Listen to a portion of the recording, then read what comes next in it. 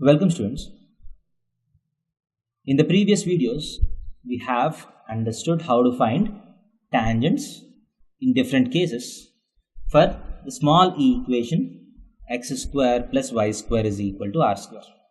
We have seen the slope form, that is, if the slope is given, the tangent is y is equal to mx plus minus r root 1 plus m square. If point is given, t is equal to 0, the parameter is given x cos theta plus y sin theta is equal to r, and we have also seen how to find tangents from an external point. To create a quadratic in M, to find the slopes, to find the equations of tangents. This is to find the individual tangents. If you want the combined pair of tangents, you can use SS1 is equal to t square. Now let us see how to extend these to find tangents to a general equation. The difference between this equation and the general equation is that the center for the circle is origin, 0, 0. Let the center of the circle considered be h, k. So as you can see, what is the difference in terms of equations of these two circles? This is x square plus y square is equal to r square. This is x minus h whole square plus y minus k whole square is equal to r square. In the place of x, we have x minus h. In the place of y, have y minus k. As we have discussed earlier, if you substitute x with x minus h and y with y minus k, just the curve gets transformed to the point h, k. Now, how does the equations of tangents change? The same changes happen in the general tangents as happened in the original curve. So the general tangent for this curve will be, instead of y you have y minus k, instead of x you have x minus h. Y minus k, x minus h. The remaining looks same.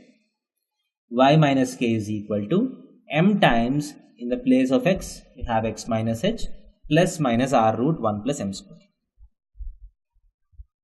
T equal to 0. That is, if you are given a point on the curve, you can directly write t equal to 0. For the big equation also, you can just write t is equal to 0, you get the point form. That is, if you are given a point on this circle, you just need to write t equal to 0 for the general equation with respect to that point.